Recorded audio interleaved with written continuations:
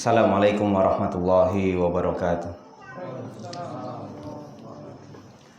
Innal hamdalillah nahmaduhu wa nasta'inuhu wa nastaghfiruh wa na'udzu billahi min syururi anfusina wa min sayyiati a'malina.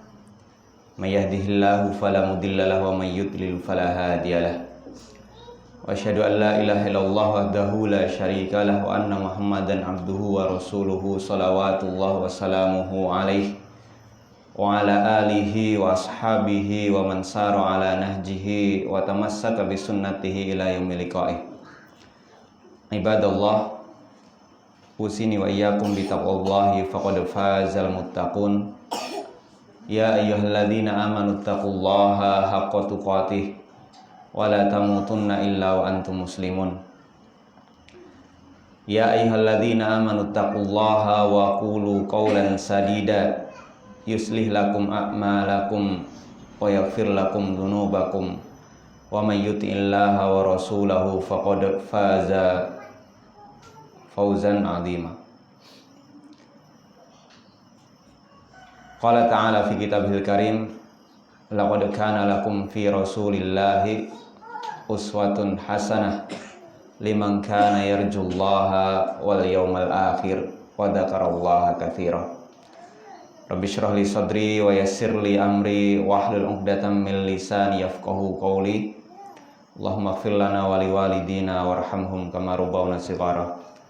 Alhamdulillah, pada pagi hari ini kita kembali dipertemukan oleh Allah Subhanahu wa taala di dalam majelis yang penuh kemuliaan, di dalam majelis yang tentunya kita harapkan keberkahannya.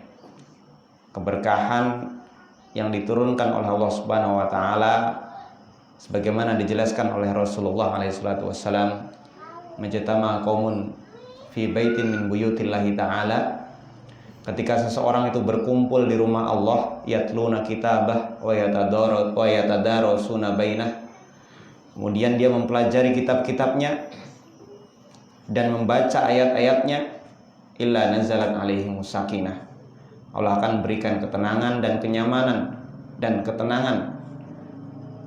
Wa khaffathumul malaikah au haffathumul malaikah, kemudian dinaungi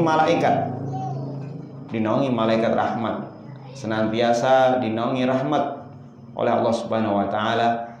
Wa dzakarahumullahu fi man indah, bahkan orang-orang yang hadir di majelis zikir, majelis ilmu, maka nama-nama sifulan-sifulannya akan disebutkan.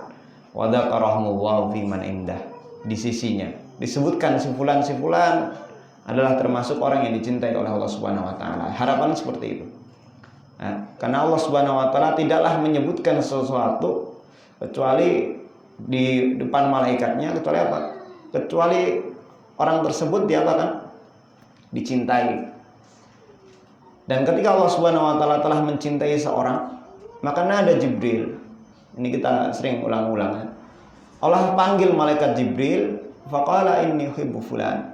Maka Allah Subhanahu wa taala mengabarkan kepada Jibril, saya mencintai si fulan. Fa'ahibbuhu, maka cintailah si fulan itu. Dipanggil malaikat Jibril, dikasih titah oleh Allah Subhanahu wa taala kepada Jibril, aku mencintai si fulan fa'ahibbuh, maka cintai juga dia. Kemudian Jibril turun ke langit setelahnya mengabarkan, innallaha yuhibbu fulan fa'ahibbuhu, Allah mencintai si fulan, maka kalian wahai para penduduk langit, pertama, kedua sampai 7 langit berlapis itu diperintahkan oleh Jibril sebagai pemimpinnya para malaikat untuk mencintai si fulan tersebut. Maka seluruh penduduk langit mencintai si fulan tersebut. Masya Allah. Berapa penduduk langit? Wa ma ya'lamu junuda rabbika illahu, dan tidaklah yang mengetahui jumlah penduduk langit itu siapa? Illahu, kecuali Allah. Setiap hari ada 70.000 malaikat yang masuk ke Baitul Ma'mur, tawaf 70.000 setiap hari, nggak keluar lagi. Itu baru yang tawaf 70.000. Dan bahkan sebuah riwayat menjelaskan setiap 4 jari kita itu ada malaikat yang sajidun raki'un. Di langit itu setiap jarak 4 jari ada malaikat yang sujud dan rukuk menyembah Allah Subhanahu wa taala. Berapa luas langit? luasnya luar biasa. Jumlah malaikatnya berapa? Nah, kalau seluruh penduduk langit itu mencintai seseorang, nah terus butuhnya apa lagi? Makanya di antara sifat yang dicintai oleh Allah Subhanahu wa taala itu apa? Innallaha yuhibbul 'abdal ghaniyat taqiyal khafi. Allah itu mencintai seorang yang ghani, seorang hamba yang dia kaya. Ghaniyat taqiyal khafi. Kaya, tapi sifat kaya ini harus diikuti dengan sifat yang kedua, taqi. Apa taqi? Bertakwa. Makanya banyak sekarang orang namanya taqi siapa? Karena taqi itu bagus artinya. Innallaha yuhibbul 'abdal ghaniyat taqiyal khafi. Allah mencintai seorang hamba yang sifat kaya, sifatnya bertakwa, wal khafi, tapi tersembunyi. Tapi dia itu tersembunyi. Enggak dia bahkan enggak dikenal. Orang-orang enggak iku sapa teko wis padha wae kaya udu sapa-sapa. Tapi begitu wa ala insalani la utiyah, au la utiyanna, dia meminta kepada Allah dikabulkan. Wa la istaghfarani la firalah, istighfar kepada Allah diampuni. Masya Allah, ini sifat yang luar biasa. Di bumi nggak dikenal. Ya, ibaratnya kalau kita rewang tuh tempatnya ya pencuci piring ya. Dan cuci piring tuh kalau rewang tuh gratis semua. Cuci piring malah dibayar. Nah ternyata penduduk langit penduduk bumi nggak kenal, tapi ma'rufun fis sama. Dia terkenal di langit, insya Allah.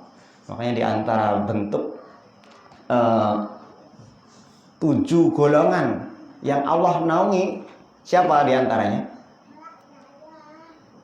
Yunfik ma, tangan kanannya berinfak, bersedekah, bahkan tangan kirinya tidak tahu, nggak ngerti kalau tangan kirinya kalau tangan kanannya sedekah. Makanya ini adalah di antara sifat khafi, sifat tersembunyinya hamba yang bertakwa dan kaya tadi. Masya Allah. Iwafillah, kita akan melanjutkan pembahasan tentang sirah nabawiyah, perjalanan hidup Nabi alaihissalatu wassalam. Balik pada review sedikit kemarin tentang nasab beliau dan juga orang tua beliau. Nanti akan kita singgung lagi, karena ada sangkut pautnya sedikit. Makanya sirah itu apa sirah? Sirah adalah khusus perjalanan hidup siapa? Rasulullah. Kalau tarikh, sejarah itu beda lagi. Sejarah adalah sejarah secara umum. Nah, kalau sahabat, sirah sahabat berarti perjalanan hidup para sahabat. Sehingga kalau disebutkan sirah secara tanpa mudhof ilaih, maka artinya adalah apa? Kalau ma'rifah as-sirah, maka apa? Artinya adalah sirah Nabi. Tapi kalau nggak jelas sirah nakirah, berarti sirahnya umum, nanti harus dimudhof ilaihkan. Sirah sahabat, sirah apa? Jadi apa? Sirah itu harus disandarkan. Kalau selain kepada Rasulullah harus disandarkan. Sirah sahabat atau sirah sahabiyah itu harus ada sandarannya. Kita akan masuk pada pembahasan wiladatun Nabi sallallahu alaihi wasallam wa rada'uhu wa nash'atuhu.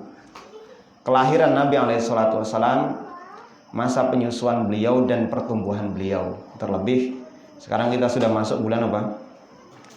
Bulan Rabiul Awal.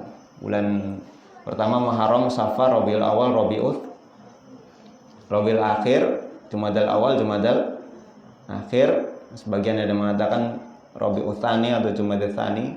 Kalau Tsani berarti ada Thalis, ada Rabi, maka disebut Rabi. Rabi itu musim semi.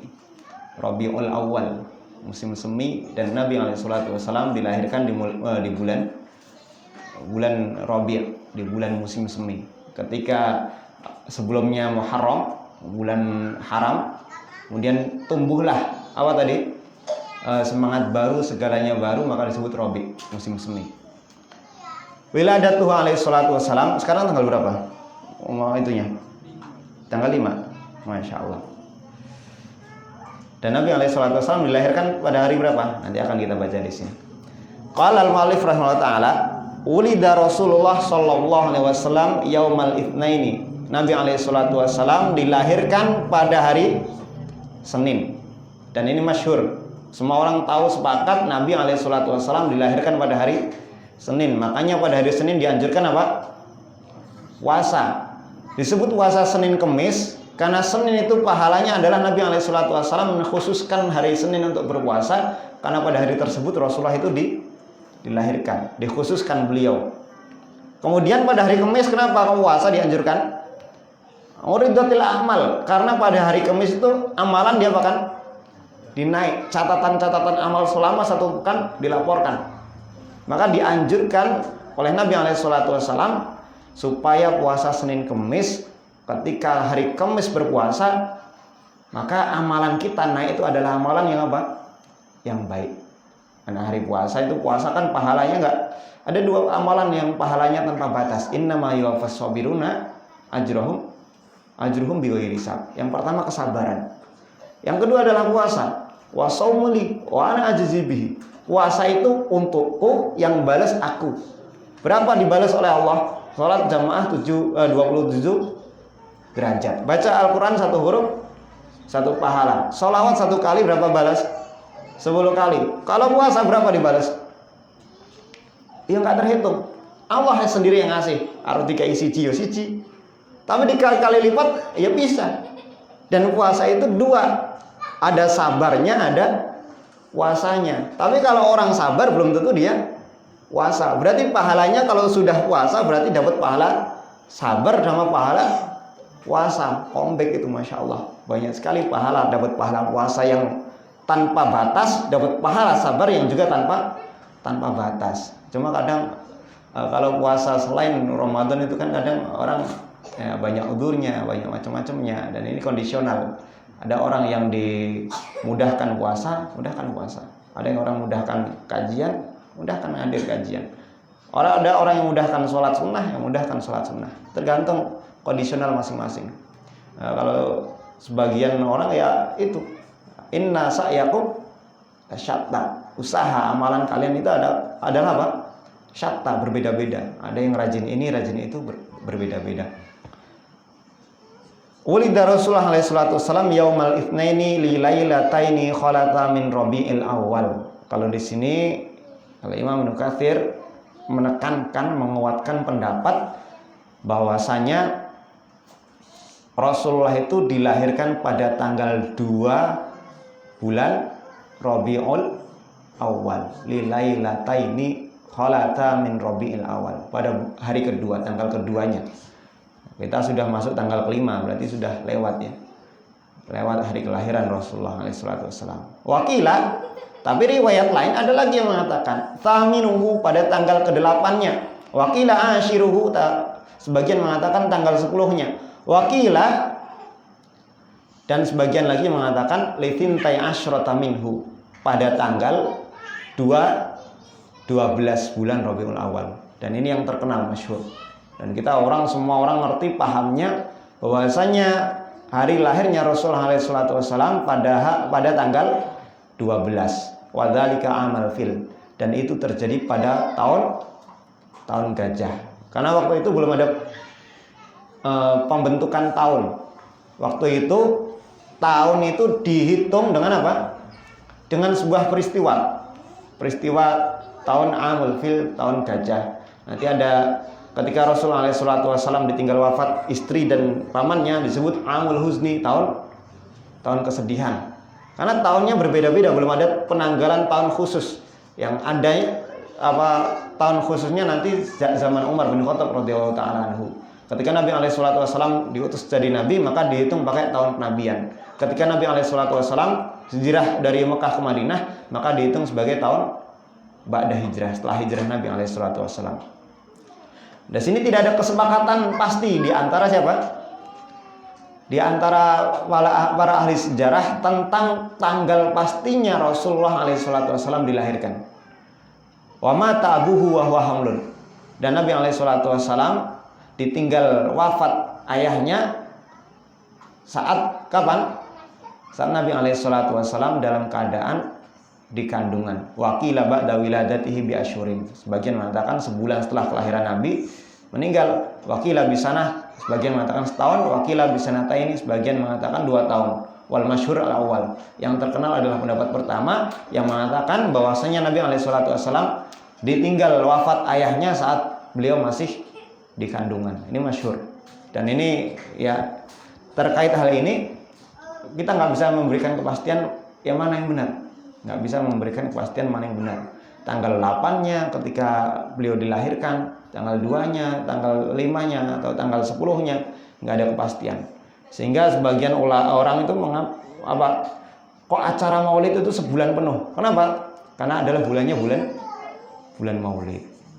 Sehingga acara dari tanggal pertama sampai tanggal terakhir. Karena tidak ada kepastian katanya. Dan masalah ini nanti kita bahas. Wa mata abuhu wa huwa hamlun. Nabi alaihi salatu wassalam ditinggal wafat ayahnya saat beliau dalam keadaan di kandungan. Ya, beliau masih di kandungan. Sehingga yang menjadi ganti saat itu siapa? Yang menjadi wali siapa setelah itu? Kakeknya. Untuk Nabi. Untuk istrinya siapa?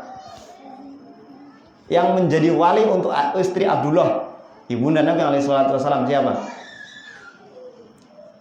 Apakah dibalikin ke Madinah sama siapa? Biar kumpul sama keluarga besarnya, atau diurus sendiri oleh Abdul Muthalib? Ternyata ketika ayah Nabi alaihi salatu wasallam meninggal dunia, maka masa iddah perempuan yang hamil itu kan kapan? Setelah melahirkan.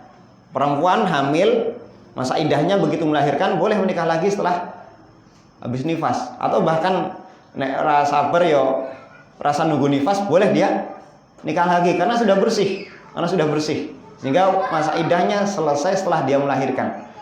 Nah, selama dia hamil, Aminah bintu Wahab ini ibunda Rasulullah SAW, selama beliau hamil, maka yang ngurusin segala keperluannya adalah siapa? Adalah keluarga laki-laki. Dan ini jelas ayatnya. Firman-Nya dalam surat At-Tolaq, Allah Subhanahu wa taala firmankan di surat At-Tolaq yang menjelaskan tentang masa orang bercerai itu bagaimana. Bercerai bawa anak, bercerai anaknya sedang menyusu, bercerai istrinya sedang hamil. Itu dijelaskan semua. Bahkan perempuan yang ditinggal cerai membawa anak, Masya Allah, syariat Islam tuh nggak membiarkan perempuan tuh cari nafkah sendiri, nggak membiarkan itu. Tapi ditanggung. Perempuan yang dicerai bawa anak, maka laki-laki atau ayah anak tersebut wajib memberi nafkah kepada anaknya, dan wajib juga membayar orang yang mengasuh anaknya tadi. Siapa yang mengasuh anaknya tadi? Mantan istrinya, ibunya. Berarti rugi nggak kalau cerai itu? Rugi, dan itu hutang loh. Kita ada orang laki-laki nggak tanggung jawab, anaknya col nih gitu kan. Cerai, yang bawa anak siapa akhirnya? Pihak perempuan yang bawa. Itu hari ini kita di dunia santai, nggak ngurusin nafkahin anaknya, nggak ngurusin biaya anaknya, tapi di akhirat ditanggung, itu ditagih. Yang ngurusin anak kamu siapa? Mantan istri, ya Allah. Kamu kasih nafkah enggak? Terus kamu biayain enggak yang ngurusin tadi? Enggak juga. Nah, ada tanggung jawabnya seperti itu. Makanya kalau seandainya urusan cerai itu yang paling rugi kalau seandainya bawa anak, secara material yang paling ditekankan tanggung jawab adalah bapaknya. Karena anak adalah tetap statusnya adalah seorang anak bagi bapaknya. Sedangkan perempuan, pihak wanita apa? Pihak wanita itu kalau dia ngurusin sampai dari bayi sampai sudah tamyiz, sudah bisa nyapu, sudah bisa apa, maka statusnya itu tetap selama 2 tahun ya kalau menyusui. Biaya susu itu dibayar. Nyusuin anaknya itu dibayar. Nyusuin anak siapa? Anak dia. Maka dibayar. Karena itu adalah ASI wanita tadi, bukan ASI istrinya. Iya enggak? Bukan ASI istrinya, tapi ASI wanita lain yang kebetulan adalah ibu dari anak ini. Maka dia ketika menyusui wajib dibayar. Tapi kan sekarang enggak. Orang anggap, oh itu anakmu, anaknya bareng-bareng. Ya masih bagus ya. Ada kesepakatan walaupun boleh. Ya, kesepakatan kalau sama-sama ridho, ya kalau sudah sama-sama ridho ya monggo. Tapi kalau yang enggak ridho itu bubar parah ya wisan. Naudzubillah. Ya, bagi laki-laki harus punya tanggung jawab. Di dunia mungkin bisa santai leha-leha, tapi di akhirat Oh, masya Allah, luar biasa ya, luar biasa tanggung jawabnya. Dan ini ya kebiasaan orang Arab seperti itu. Kebiasaan orang Arab ketika meninggal dunia, maka saat hamil, perempuan tadi hamil dan menyusui itu diasuh keluarga laki-laki. Bahkan dia bahkan dibiayain. Makanya Aminah itu nggak disuruh pulang kemana? Nggak disuruh pulang ke Madinah sampai beliau umur 8 tahun kurang lebih, umur 8 tahun, baru Aminah itu berziarah ke Madinah, akhwalahu. Baru berziarah ke Madinah, dan qadarullah di perjalanan pulang dari Madinah ke Mekah, itu pun masih balik lagi ke Mekah loh ya. Nggak dilepaskan begitu saja sama pihak keluarga laki-laki yang di Mekah. Padahal laki-lakinya sudah meninggal, yang ngurusin juga tinggal kakeknya, kakek Nabi SAW, mertua Aminah. Tapi tetap disuruh balik lagi. Berarti tanggung jawabnya luar biasa. Pamata abuhu wa hamlun, sudah kita baca tadi. Nanti kaitannya kenapa Nabi SAW ditinggal wafat ayahnya saat masih kecil. Kok tega gitu? Kok tega Allah berikan kepada Rasulullah ujian seperti itu, dijadikan anak yatim. Umur 6 tahun kakeknya nyusul, meninggal dunia. Umur 6 tahun ibunya dulu, umur 8 tahun menyusul kakeknya, laki-laki. Baru kemudian, dan hikmahnya juga apa kok sampai meninggal dunia Abu Thalib itu mati dalam keadaan kekufuran. Masya Allah, ini hikmahnya berkaitan.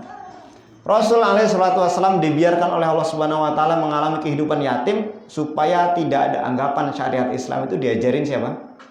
Bapaknya. Tidak ada anggapan bahwa syariat Islam itu diajari oleh Abdul Muthalib. Makanya Abdul Muthalib diwafatkan saat apa? Saat Nabi SAW berumur 8 tahun. Bahkan ketika Nabi SAW berumur 40 tahun dapat wahyu, berdakwah, semua masuk Islam, sebagian masuk Islam sahabat-sahabatnya.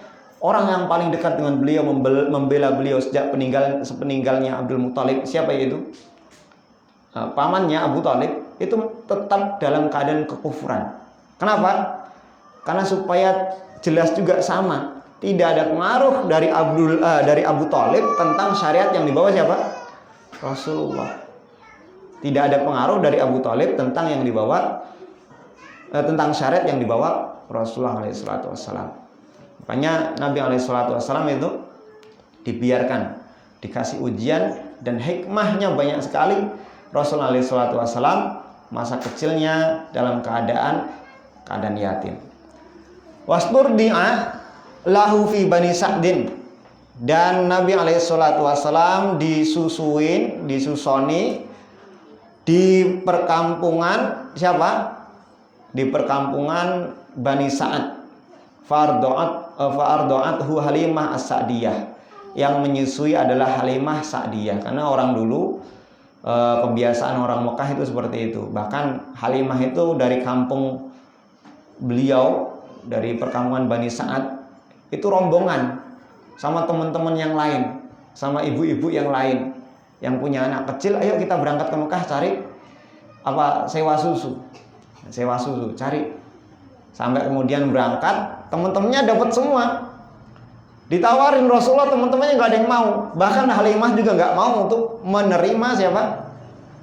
Untuk menerima penyusuan Rasulullah. Kenapa nggak mau? Karena jelas Rasulullah itu adalah dalam keadaan yatim. Kalau orang yatim, yang nafkahin siapa nanti? Padahal keluarga Rasulullah itu ya sederhana. Kita mau dapat apa dari orang tuanya? Kita itu berangkat dari kampung ke Mekah, ke kota, cari biaya sewa biar bisa hidup dari persewaan susu ini. Kok dapat anak yatim? Nggak mau. Sampai kemudian tetap cari lagi, sampai teman-temannya sudah dapat semua, sudah dapat bayi yang disusui. Tersisa Halimah tadi. Hikmah luar biasa. Ya, tersisa Halimah tadi. Dan Halimah ini juga bawa anak juga. Kemudian balik lagi akhirnya Halimah. Saya nggak mau pulang dalam keadaan kosong. Udah kita ambil aja sama suaminya. Yaudah, Bi, yang Muhammad tadi kita bawa aja lah. Daripada apa? Daripada kita pulang tangan kosong. Akhirnya diambillah Muhammad tadi. Dibawa Subhanallah, yang awalnya Halimah itu orangnya ya mungkin orang kampung, terus gizinya kurang sehingga air susu yang dipunya juga sedikit, unta yang dibawa juga nggak punya air susu, rumah kambing-kambing di rumah juga nggak ada susunya. Baru Nabi SAW dipegang oleh Halimah, langsung mau itu nyedot sama siapa? Halimah, dan langsung kenyang Rasul SAW. Padahal anaknya sebelumnya enggak. Makanya itu keberkahan. Yang menurut kita apa namanya? Menurut kita itu rezeki anak tuh gimana nanti? Yang kan orang tua Rasulullah itu kan dalam keadaan hidup sederhana. Terus bisa dapat apa kita kalau ambil Muhammad ini? Kita bisa dapat apa kalau ambil Muhammad bawa pulang? Padahal Allah Subhanahu wa taala sudah siapkan rezeki khusus untuk dia. Baru dibawa, sudah serah terima akad, anaknya disewakan kepada Halimah, anaknya disewakan kebalik.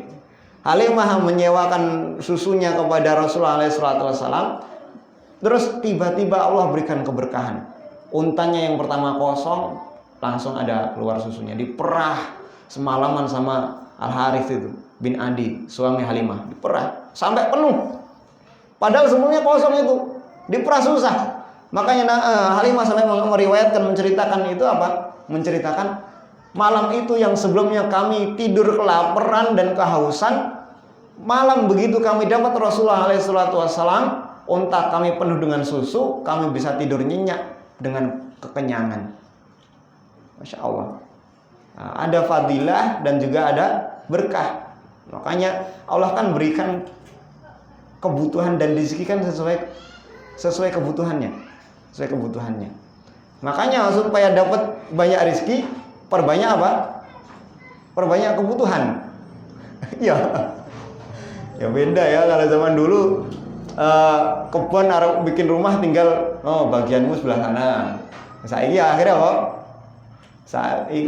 anak semua yang gandol orang tuanya. Anak semua yang gandol orang tuanya. Kalau orang zaman dulu tanahnya berhektar-hektar. Kalau mau bikin rumah bikin sana, terus kasih ladang, udah selesai. Anak bisa hidup dengan nandur singkong, karena nandur.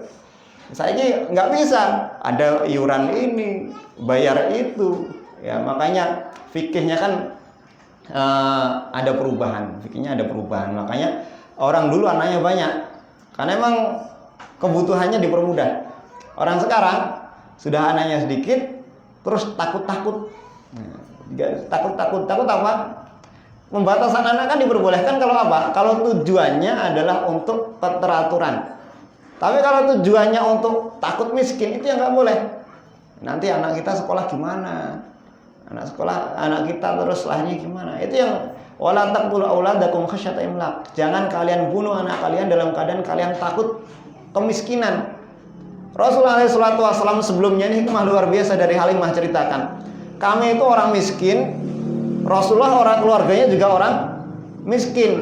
Kami pengen dapat bayaran dari keluarga Rasulullah, kami bawa itu anaknya.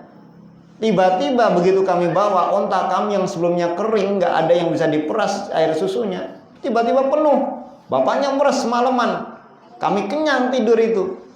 Masya Allah, itu keberkahan yang dibawa seorang anak. Tapi kalau dia itu malah wala taqtulu auladakum khasyata imlaq, perintahnya kan, larangannya kan jangan kalian bunuh anak kalian karena kalian takut miskin. Makanya hukum KB itu kan diperinci. Hukum pembatasan kelahiran kan diperinci. Dan ini perinciannya tergantung niat. Kalau anaknya itu istrinya lahir tiap tahun, akhirnya anak amburadul, tanggung jawab nggak bisa. Kan orang tua tuh nanggung dosa istri, nanggung dosa anak. Lah kalau anaknya nggak bisa diatur, akhirnya dididik nggak bisa, maka lebih baik dia apa kan? Ditahan, dikasih jarak supaya ngaturnya mudah. Tapi kalau dia 5 anak langsung hafid semua Al-Quran dalam waktu 1 tahun, berarti nambah, jangan cuma 5. Nambah biro, nambah sing oke. Itu kalau mudah, tapi kalau susah ya dijarak.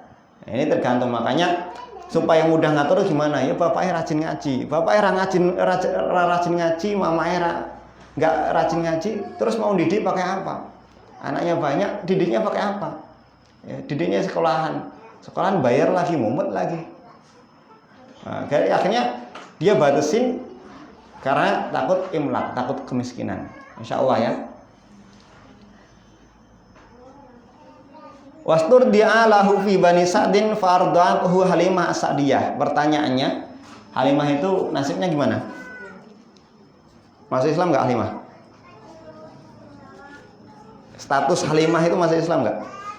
Nah, suatu ketika Rasulullah SAW sudah menikah dengan Khadijah, Halimah datang lagi kepada Rasul menceritakan, oh kondisi kami itu kemarau, terus ya begitu ditinggal Halimah itu begitu ditinggal Rasulullah keberkahannya hilang, ya, keberkahannya hilang, balik lagi seperti kehidupan semula.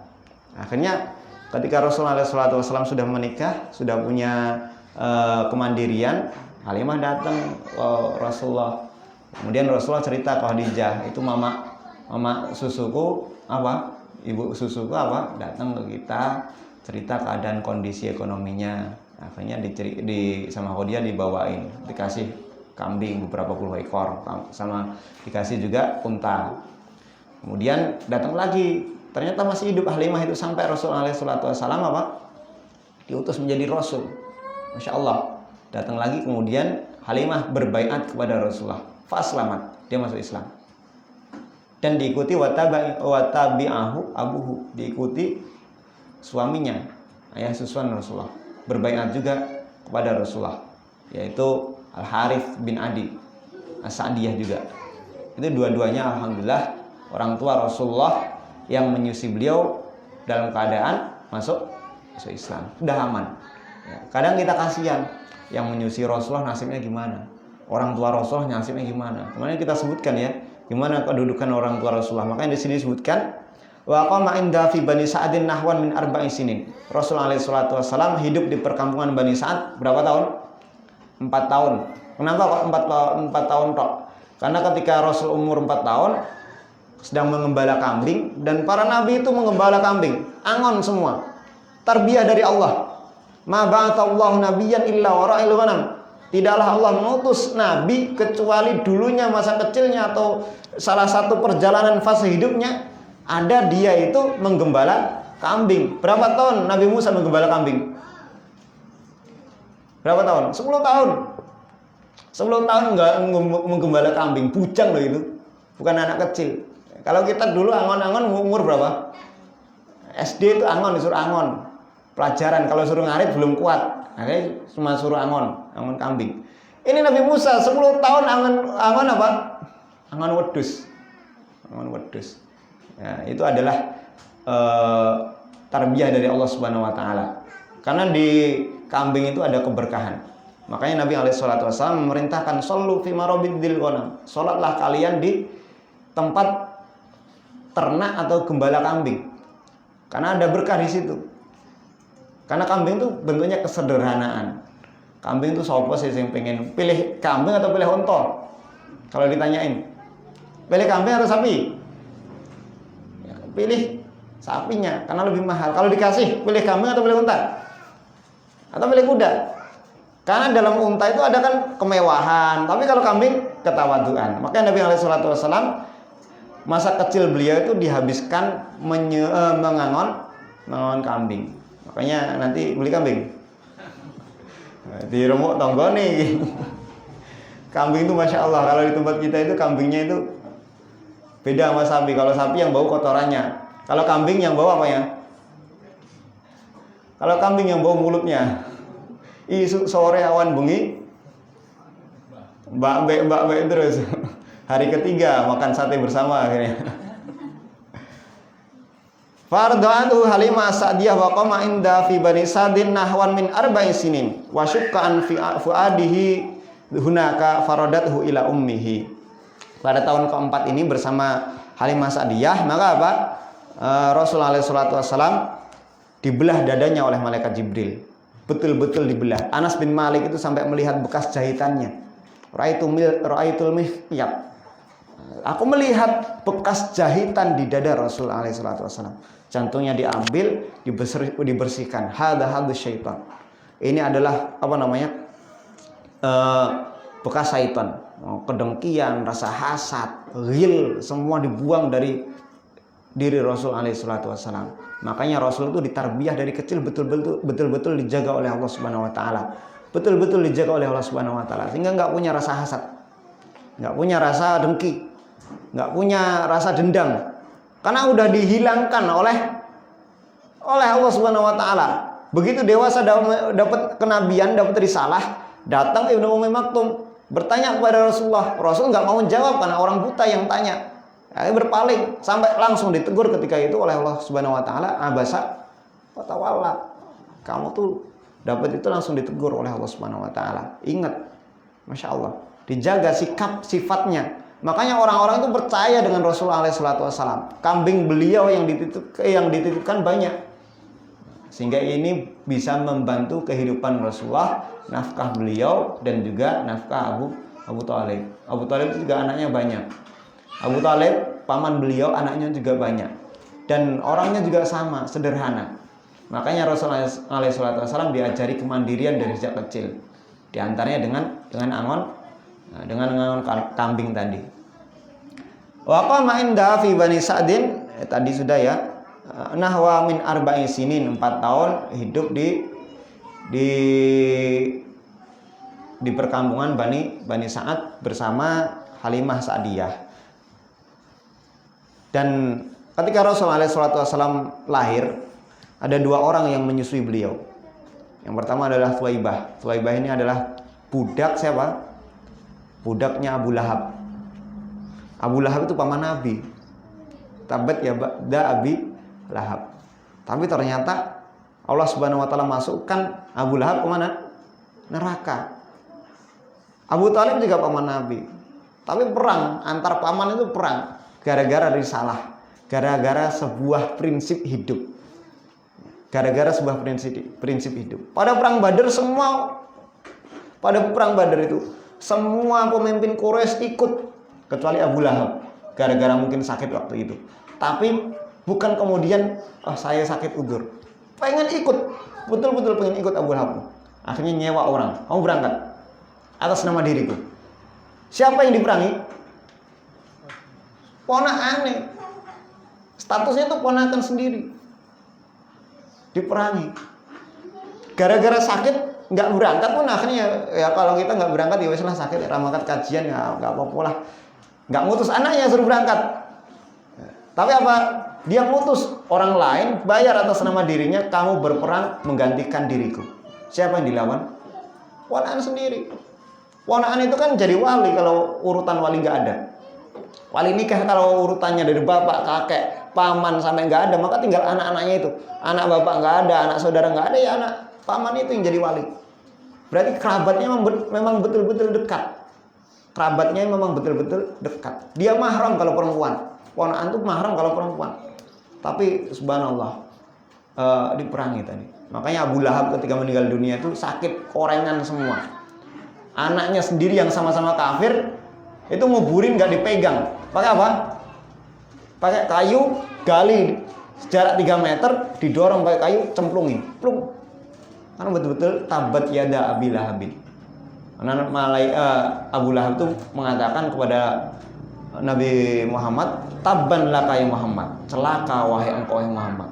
Ditunjuk gini, maka Allah Subhanahu wa taala langsung balas membela Rasulullah, tabat yada Abi Lahab. Celaka engkau, bukan Muhammad yang celaka.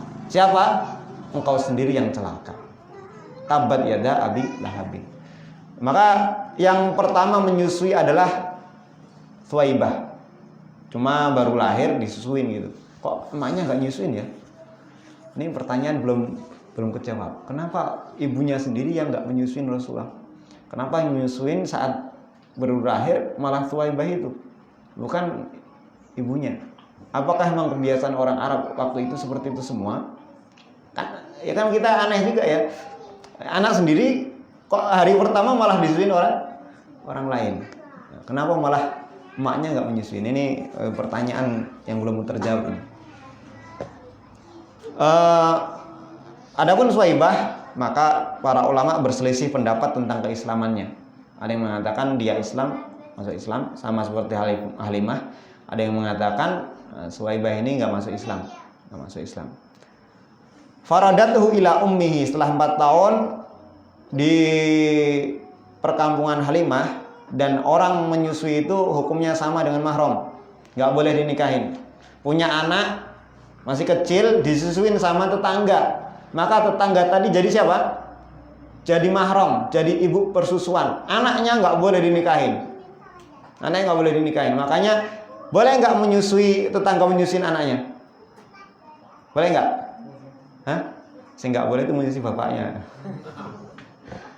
Boleh nggak anak itu tetangga menyusui anak kecilnya? Anak kecil orang lain? Boleh, cuma diinget-inget yang menyusuin siapa aja.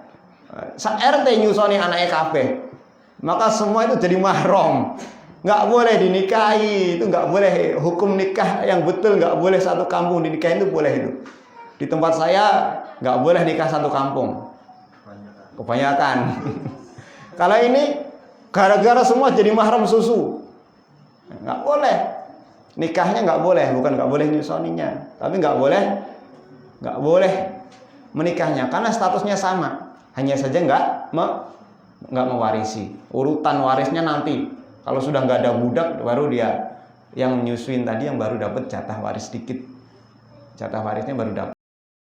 Kalau sudah nggak ada lagi, makanya boleh seorang tetangga menyusuin anak bayi orang lain, tapi harus diingat-ingat masot au masotani. Sampai kalau bayi tadi dari nangis tiba-tiba langsung tertidur disusuin, berarti udah kenyang, jadi darah daging. Bapaknya, anaknya, yang perempuan maupun laki-laki, jadi mahram anak tersebut. Kakeknya juga sama, kakek sepersusuan. Makanya hukum susu itu sama hukum dengan mahram. Mahramiyah itu sama. Ini penting, nanti dilacak ya, bapak-bapak jangan-jangan nikah sama saudara sepupuan ini. Makanya ditanyain. Ini pentingnya di antara fadilah ulama itu kan apa? Dianjurkan menikah dengan orang jauh. Nabi Musa menikah dengan orang jauh. Nabi Muhammad nikah karo tonggo nih, karo bos sih malah. Ayah Nabi Muhammad menikah dengan orang jauh, dengan orang Madinah. Kenapa? Pertama, untuk membentuk karakter, Walaupun sebagian ada yang mengatakan nikah dengan orang tetangga sendiri juga nggak apa-apa. Itu tergantung kebutuhan ya.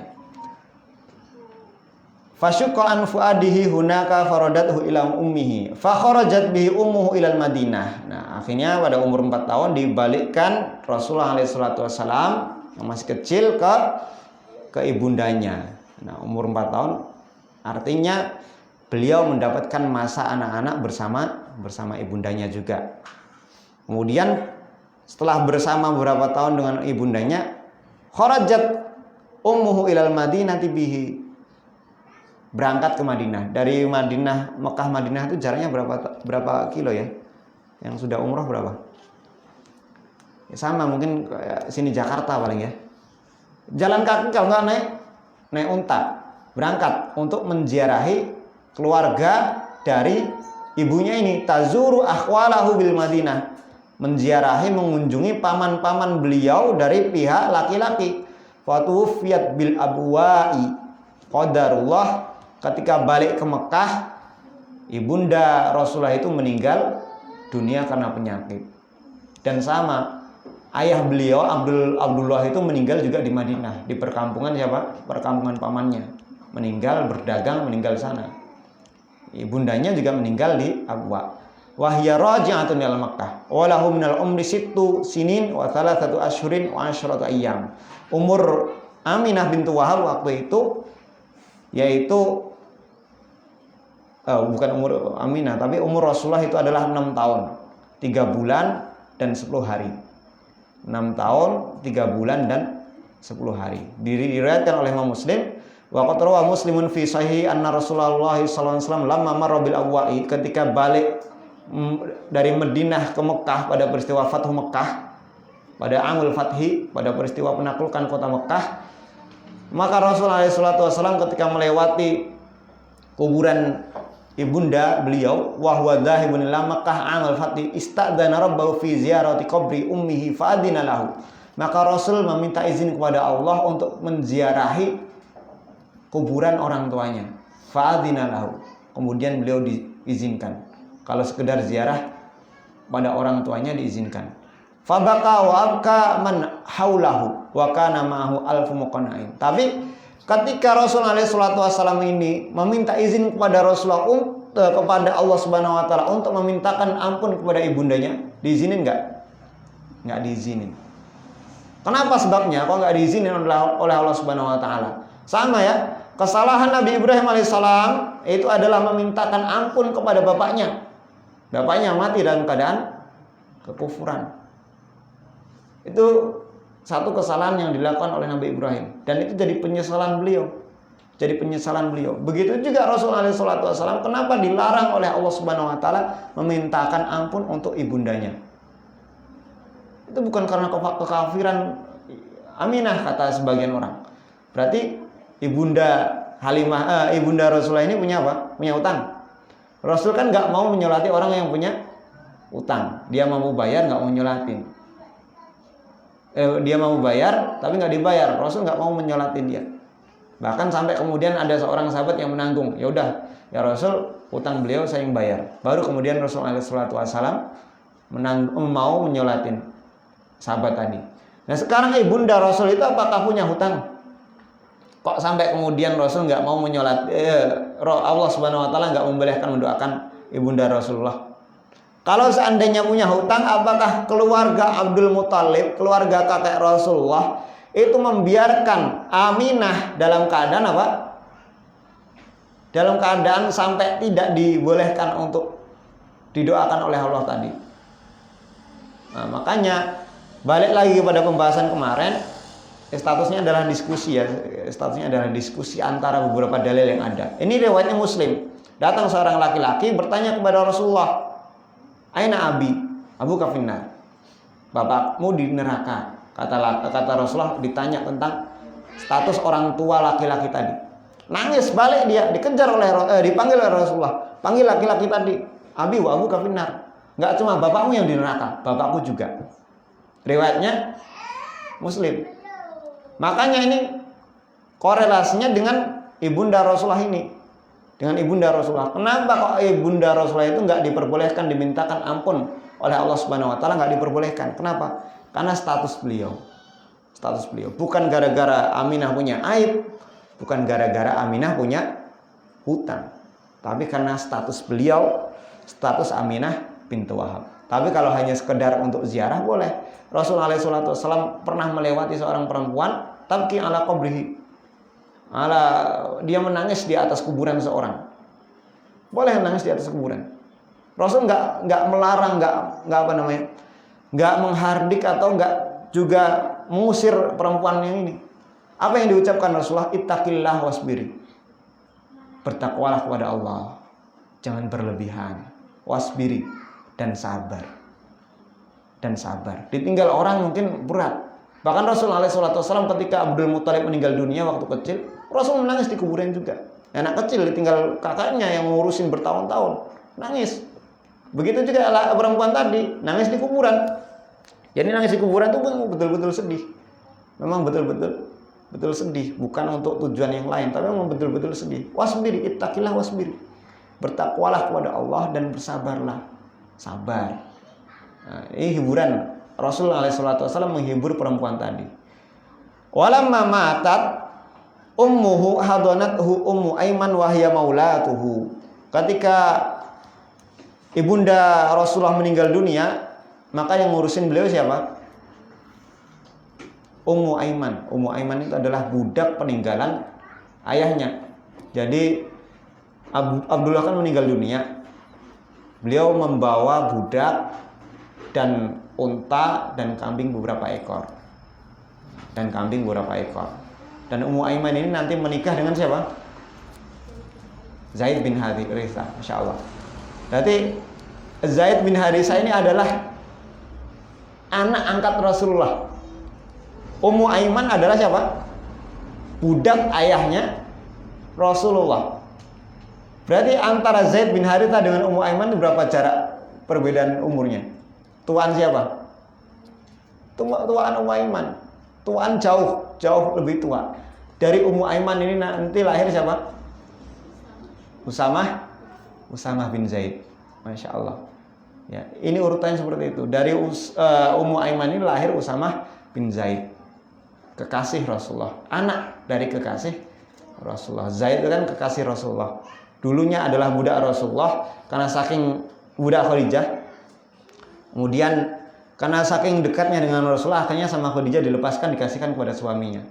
Kemudian diangkat jadi anak. Orang tua Zaid yaitu Harisah akhirnya nyari ke Mekah. Mana Zaid ini? Dicariin, ketemu bersama seorang laki-laki yang bernama Rasulullah, bernama Muhammad. Kemudian diminta balik. Hanya dimintain balik. Tapi sama Rasul ditawarin gini, kamu mending sama orang tua kamu, merdeka sama orang tua kamu, atau kamu menetap sama saya di sini? Apa jawaban Zaid? Saya lebih milih bersama engkau. Waktu itu Rasulullah belum jadi Rasul, masih orang biasa. Saya lebih memilih bersama engkau. Berarti menunjukkan Rasul itu ketika bersama orang itu akhlaknya luar biasa. Makanya Anas bin Malik radhiyallahu taala anhu menceritakan ketika beliau melayani Rasulullah, nggak pernah satu kali pun aku mendengar Rasulullah yaqulu hakadha, mengatakan ini begini, ini begitu, harusnya gini, harusnya gitu. Nggak pernah mengoreksi perbuatan yang dilakukan Anas bin Malik, kecuali kalau dia melanggar syariat. Baru beliau Nabi SAW memprotes. Tapi kalau ini diambilnya nih sedotan, kok nyedotnya dari atas bukan dari kiri, nggak pernah protes. Apa-apa yang disediakan Anas bin Malik dimakan, apa yang disediakan Anas bin Malik diterima, nggak pernah protes. Saking luar biasanya akhlak siapa? Akhlak Rasulullah SAW. Wahia maulatuhu, Ummu Aiman adalah bekas budak dari Rasulullah SAW. Jadi statusnya yang pertama adalah budaknya ayahnya, tapi kemudian jadi bekas budak siapa? Budak karena dimerdekakan. Warithaha min abihi wa kaffalahu jaddu Abdul Muthalib. Yang ngurusin Ummu Aiman tapi yang menafkahin adalah paman beliau yang bernama Abdul Muthalib. Falamma balagha Rasulullah SAW minal umri 8 sinin tuwfiya jadduhu. Nah, ketika baru meninggal ibundanya 2 tahun setelahnya, siapa yang meninggal gantian? Yang meninggal adalah kakeknya ini yang ngurusin. Wa usabihi ila ummihi, barulah kemudian diurus oleh paman beliau yang bernama Abu Thalib. Li'annahu kana syaqiqa Abdillah faqaffalahu wa hatahu atamma hiyatatin wa nasarahu hina ba'athallahu azza wa jalla azza nasrin. Hina ba'athallahu azza nasrin. Ma'annahu kana mustamiran ala syirkihi ila an mata. Walaupun Abu Thalib itu sampai meninggal dunia dalam keadaan kekufuran, kesyirikan, tapi penjagaan Abu Thalib kepada Rasulullah itu betul-betul luar biasa, melebihi kepada anak kandungnya sendiri. Kenapa? Karena suatu ketika Rasul itu pernah safar bersama Abu Thalib untuk dagang dari Mekah menuju Syam. Di Syam ketemu orang pintar namanya Bahira. Bahira ini adalah pendeta Nasrani. Dilihat rombongan itu, karena Bahira itu adalah orang apa? Orang mulia. Kalau ada tamu dari jauh sering dibikinin makanan. Dilihat kok itu ada rombongan ini beda sendiri. Orang pintar beda dengan orang-orang biasa.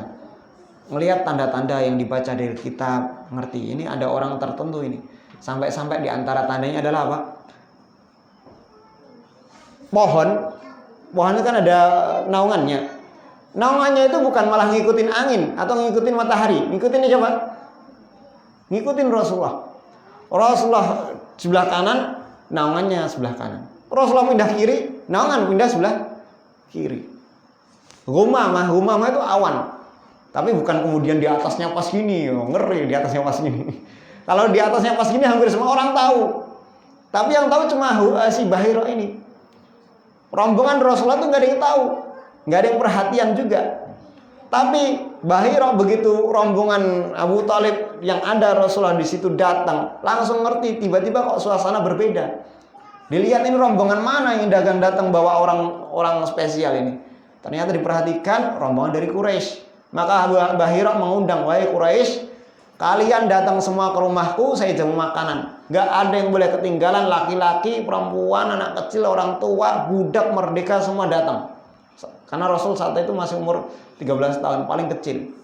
Akhirnya ditinggalkan sendirian. Padahal udah diminta sama Mbah Hira, semua datang, jangan ada yang ketinggalan satupun.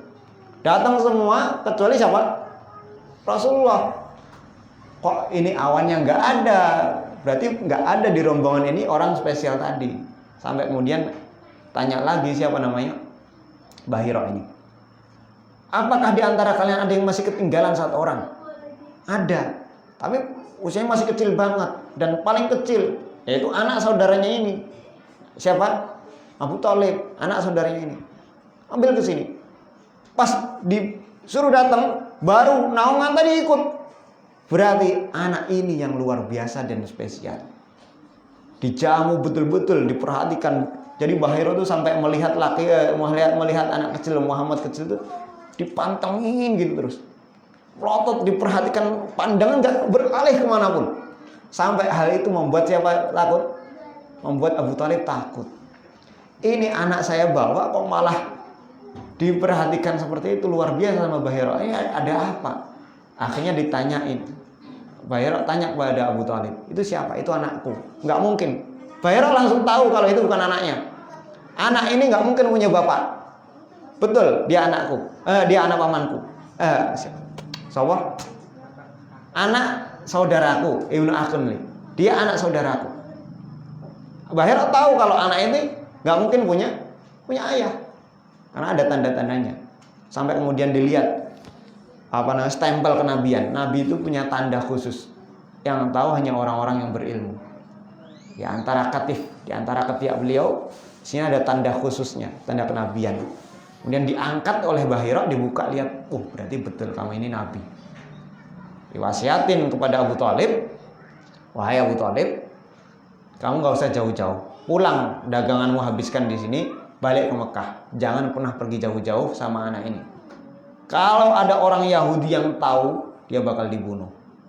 Kalau ada orang Yahudi yang tahu, bakal dibunuh. Dan itu kebiasaan. Dan orang Yahudi kan udah nunggu-nunggu Nabi. Bakal ada Nabi terakhir, kami akan perangi kalian, wahai orang-orang yang di Muhajirin dan Ansar, kan orang Aus dan Khazraj di Madinah. Kami akan perangi kalian sampai kalian bisa keluar dari Madinah ini semuanya. Tapi ternyata yang diutus jadi Nabi adalah dari bangsa Arab. Makanya nggak mau kalau seandainya orang Yahudi itu punya nabi bukan dari golongan mereka. Dinasihatin sama Mbah Hira yang waktu itu adalah pendeta Nasrani, bukan Yahudi. Bawa pulang. Muhammad ini bawa pulang. Kalau ketemu orang Yahudi bakal dibunuh. Dan qadarullah udah ada kelihatan orang Yahudi lihat satu itu. Tanda kenabian langsung tahu. Begitu melihat Rasulullah itu langsung tahu ini bukan orang biasa, anak kecil ini. Ini nabi ini. Udah kelihatan, ya'rifunahu kama ya'rifuna abna'ahum. Orang Yahudi itu tahu bahwasanya Rasulullah itu nabi itu kama ya'rifuna abna'ahum. Mereka ngerti sebagaimana ngerti terhadap anak sendiri. Anak sendiri kan gimana kondisi ngamuknya, kondisi fisiknya, luar dalam tahu semua. Yahudi ngerti seperti itu tentang detail Rasulullah SAW. Tapi mereka nggak mau beriman. Makanya mereka disebut golongan apa? Al-Maghdubi. Apa maghdub itu? Al-Maghdub alaihim. Orang yang dimurkai, dapat murka dari Allah karena tahu kebenaran nggak mau ngikutin, tahu hak itu Rasulullah nggak mau mengimani. Makanya kalau kita memang belum mampu mengerjakan suatu tentang kebenaran, jangan ditentang, cukup diistighfari, saya belum mampu ya Allah, akuin. Beda dengan Yahudi, udah tahu jelas benar tapi nggak mau ngikutin malah ditentang. Makanya Allah Subhanahu Wa Taala laknat, kita laknat tiap hari. Seneng nggak ngelaknat mereka itu? Seneng, nyatanya setiap walad dhalin langsung amin. Karena udah kita dianjurkan melaknat mereka. Begitu walad dhalin kita langsung otomatis amin. Kita akan laknat kepada al-maghdub. Siapa maghdub itu? Orang-orang Yahudi. Walaupun waktu itu banyak orang-orang Yahudi sebelum Nabi SAW diutus, banyak orang-orang Yahudi yang insaf, yang baik. Di antaranya adalah siapa? Waraqah bin Naufal. Waktu itu masuk Islam kemudian. Waraqah bin Naufal adalah saudara dari Khadijah masuk Islam ini. Dan waktu itu ketahuan juga orang Yahudi, tapi kemudian dicegah oleh Bahira mencegah. Buhaira atau Bahira dicegah. Kamu jangan lukain dia. Kamu udah tahu kan laki-laki tadi, anak kecil tadi tahu. Dia nabi, iya saya tahu dia itu nabi. Tapi jangan dilukain, biarkan urusan dia.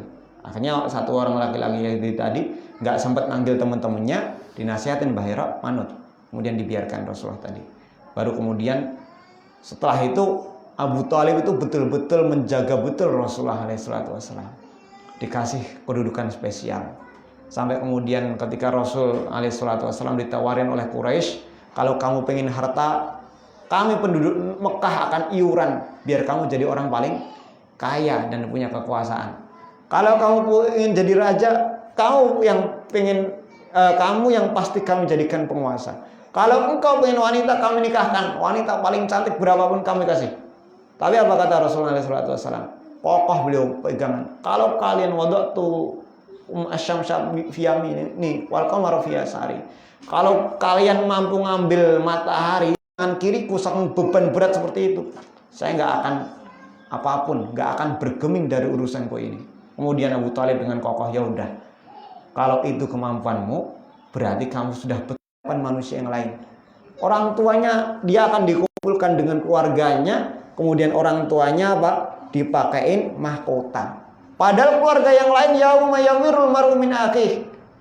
Saudara lari dari saudaranya. Wa ummihi wa abih, dari bapak dan ibunya. Wa sahibatihi wa bani, dari anak dan istrinya. Enggak ada yang kumpul, tapi yang kumpul malah orang tuanya. Orang tuanya itu dikumpulkan kemudian diletakkan apa? Mahkota. Masya Allah. Luar biasanya penghafal Quran. Sekarang wis hafal piro? Bapak yang bapak-bapak di sini punya orang tua kan? Punya orang tua, maka tetap dianjurkan untuk memperbanyak hafalan. Kul huwa angel. Kul huwa angel biasa liane. Makanya ini Masya Allah masjidnya sudah aktif. Kalau bisa diadakan kajian itu, setoran simaan. Sekarang program online juga ada, program hafalan online juga ada. Carilah sarana-sarana itu. Ngafal sebisa mungkin. Masih bisa. Abu Muhammad bin Hazm, Ibnu Hazm itu jadi imam madhab. Tapi kasusnya, cerita beliau jadi imam madhab itu lucu. Awalnya apa? Awalnya orang selengean. Abu Muhammad bin Hazm itu orang nggak berilmu awalnya. Dia itu anak gubernur, anak orang kaya, anak bupati atau gubernur, anak orang kaya. Dan sudah dari zaman dulu kadang itu beberapa orang kaya itu kelakuannya apa? Yo, mana kui? Jauh dari ilmu. Dia statusnya jadi anak gubernur, anak orang kaya. Ada orang meninggal, entah siapanya meninggal, disuruh ngimamin sholat jenazah. Sholat dia jenazah. Allahu Akbar. Allahu Akbar. Rukuk. Sami Allahu liman hamidah. Ya dibully sama penduduk itu. Lah kamu ya anak gubernur disuruh ngimamin sholat jenazah kok malah ada rukuk sujudnya, dibully. Baru setelah itu taubat habis-habisan, belajar di waktu tua. Umur beliau belajar udah hampir 40-an. Bahkan Rasul sendiri umur berapa dapat ilmu? Umur 40 tahun. Ya, kita umur 30 aja alasannya saya oke. Alasannya masih banyak. Masya Allah. Jadi nggak ada kata terlambat untuk memulai, nggak ada terlalu tua untuk memulai. Ya, kalau mampunya hafal kan gampang. Dulu, Insya Allah awal-awal dulu ngaji Pak ya. Awal-awal dulu ngaji itu Masya Allah luar biasa semangat ikhwah itu. Beliau ada seorang cerita. Beliau jualan roti, totet itu pakai yang roti 2000-an itu. Atau waktu itu 1000-an ya paling. Itu beliau menulis dengan tangan sendiri. Waktu itu ngapalin surat An-Naba. Ditulis An-Naba itu. Kemudian ditempelin di das di kepala supra bapak itu. Ditempelin ayatnya sambil jalan, sambil nunggu, sambil baca. Waktu itu HP WA belum, bahkan kita ngapal pakai HP mungkin belum tentu sefokus sama nulis ini. Dihafalin, ditulis, dihafalin sambil jualan roti, sambil ngafalin satu ayat. Setiap hari hafal An-Naba. Hafal An-Naba. Amma yatasaalun sampai yauma yaqulul kafir ya laitani sampai selesai. Hafal. Berarti ada kesempatan, ada kemauan. Masya Allah. Karena kita juga anak dari orang tua kita. Kita masih mampu berbakti dengan cara menghafal, semampunya bisa menghafal berapa ya udah itu. Apalagi orang tuanya yang bagian sudah nggak ada, kita hanya bisa mampu mendoakan. Doanya juga kadang lali, doanya juga kadang Allahumma Rabbi firli. Walaupun orang gor Rabbi firli itu bukan cuma gor doa, tapi ya tetap doa yang mulia. Tapi kan kalau kita masih bisa berbakti dengan cara lain, diantaranya adalah dengan menghafal Quran tadi. Balik kepada pembahasan kitab sini. Jadi Rasulullah SAW itu dari kecil sudah memiliki tanda-tanda kenabian. Di antaranya adalah tanda tadi, bekas apa? Jahitan. Terus bekas tempel kenabian. Terus sifat-sifat beliau dari naungan pohon. Pohonnya itu kalau kita beda, yang ngikutin kita itu bukan naungan pohon, apa? Asap rokok. Dari ini melok wae. Kita bakar-bakar asap rono pindah ini. Itu berarti tanda-tanda kenabian atau tanda apa ini? Tanda-tanda selanjutnya juga apa? Naungan awan. Dan ini orang-orang serombongan gak ada yang tahu loh. Satu rombongan gak ada yang tahu. Berarti bedanya antara ahli ilmu dan tidak berilmu jauh. Hal yastawil a'ma wal basir, apakah sama orang yang buta dan orang melihat? Afala tadzakkarun? Afala ta'lamun? Afala ta'qilun? Ayat Allah menjelaskan seperti itu. Makanya keutamaan menuntut ilmu itu beda sekali. Dan bagaimana dengan tanda-tanda yang lain? Nabi SAW dilahirkan, tiba-tiba di sana keluar cahaya memenuhi antara langit timur dan barat. Istana sana hancur, sana kuburan api majusi langsung padam. Nah, Masya Allah, ini diriwayatkan dalam kitab beliau, kitab Ibnul Jauzi, Sifatus Sofah. Cuma di situ takhrijnya tidak disebutkan. Apakah kisah ini adalah sahih atau tidak? Karena kadang ada memang yang mau lebih-lebihkan kisah beliau. Ada yang melebih-lebihkan kisah beliau. Seperti hijrah Nabi SAW. Beliau hijrah, dikejar orang Quraisy, masuk ke Gua Thur. Di Gua Thur, masuk situ bersama Abu Bakar. Di situ hampir 3 hari. Begitu Quraisy datang, ternyata di depan gua tadi sudah ada apa? Sarang laba-laba dan merpati yang sedang bertelur. Nah, ini kisah ini sebagian ulama mengatakan ini dhaif. Sebagian ulama meriwayatkan hadis ini, kisah ini masyhur, tapi ternyata dhaif. Makanya cerita-cerita seperti itu adalah sebagai pelengkap. Sudah dan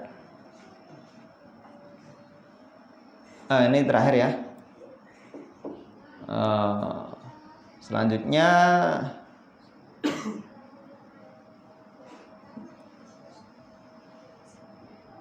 pada selanjutnya thumma kharajatan ila syami fi tijaratin li Khadijah binti Khuwailid. Nabi alaihi salatu wasalam tetap, namanya kehidupan itu kan keras. Kalau tiap hari di Mekah tok, apalagi beliau waktu itu bujang. Teman-temannya pada apa? Pada merantau juga keluar, ikut-ikutan dagang. Nah, kehidupan keras, dan beliau mungkin nggak mau kalau dianggap pengangguran atau anak apa namanya? Ada istilah kita. Ya pokoknya yang spesial itu. Akhirnya Abu Thalib juga waktu itu kebutuhan banyak. Ini anak bujang kok di sini tok. Akhirnya meminta kepada Rasulullah, coba kamu datang ke Khadijah. Beliau itu orang saudagar kaya, barangnya banyak. Coba kamu datang ke sana kerjasama. Akhirnya Rasulullah SAW datang. Yang nyuruh Abu Thalib. Datang ke Khadijah. Langsung sama Khadijah dikasih 2 kali lipat dari orang-orang yang lain. Sama Khadijah langsung dikasih 2 kali lipat barang dari orang-orang lain. Pulang, keuntungannya melebihi juga orang-orang yang lain. Karena Rasulullah SAW itu terkenal dengan julukan Al-Amin. Dan Khadijah itu melihat juga tanda-tanda kenabian. Seperti naungan tadi diperhatikan sama Khadijah. Nah, dengan tanda-tanda kenabian inilah akhirnya Khadijah berani menawarkan diri kepada siapa? Kepada Rasulullah. Bahwasanya Rasulullah ini bukan orang biasa. Pemuda yang dari dulu kecil di sini ternyata bukan orang biasa. Nah, nanti akan kita bahas Khadijah itu umur berapa. Ini pembahasan terakhir ya. Khadijah itu umur berapa ketika menikah dengan Rasulullah? 40 tahun. Itu pendapat yang lain mengatakan Rasulullah menikah dengan Khadijah itu 40 tahun. Tapi kalau kita lihat secara ilmiah maupun bukti sejarah, ternyata sebagian ulama meriwayatkan seperti Ibnu Sa'ad itu meriwayatkan dua pendapat. Ibnu Sa'ad itu mengatakan Khadijah menikah dengan Rasulullah pertama 40 tahun dan yang kedua pendapatnya adalah 28 tahun. Ini nanti juga jadi alasan. Bapak itu poligami, wae mikirnya. Poligami lagi mikirnya milihnya yang ayu-ayu, yang nom-nom, janda-janda yang masih muda. Coba contoh Rasulullah, janda umur 40 tahun dinikahin oleh Rasulullah. Ternyata Khadijah itu enggak umur 40 tahun. Kenapa? Karena begitu menikah dengan Rasulullah, berapa anaknya? Berapa anak dari Khadijah itu? 5. Apa mungkin wanita yang sudah umur 40 tahun mampu melahirkan? Walaupun kemungkinannya sedikit, tapi mayoritas kemungkinan kan hampir sedikit sekali. Mampu melahirkan 40 tahun, mampu melahirkan setelahnya 5 anak berturut-turut. Anak terakhir berarti umur berapa? Fatimah itu. Kalau seandainya Khadijah itu umur 40 tahun menikah dengan Rasulullah, minimal kan 1 tahun. Berarti umur Khadijah itu adalah umur berapa kalau melahirkan Fatimah? Umur 50 tahun. Makanya Syekh Utsman Khamis menguatkan umur Khadijah itu ketika menikah dengan Nabi yaitu berapa? 28 tahun. Ya, bukan janda tua, janda nom. Karena menikah dan Khadijah itu Rasulullah itu suami ke berapa? Suami ketiga. Suami ketiga. Umur 28 tahun tapi sudah jadi suami ketiga. Berarti nikahnya ping piro? Dan itu ya adat tiap orang beda-beda. Jangankan di orang Arab, di Indonesia pun ada sebagian yang hobi juga seperti itu kan. Ya namanya kehidupan, ada nikah dan ada perceraian. Nah, akan kita bahas lebih detail di kapan-kapan waktu insyaallah. Kita cukupkan. Naqwi hadzal miqdar wal ilmu indallah. Subhanakallahumma wa bihamdika asyhadu an la ilaha illa anta astaghfiruka wa atubu ilaik. Assalamualaikum warahmatullahi wabarakatuh.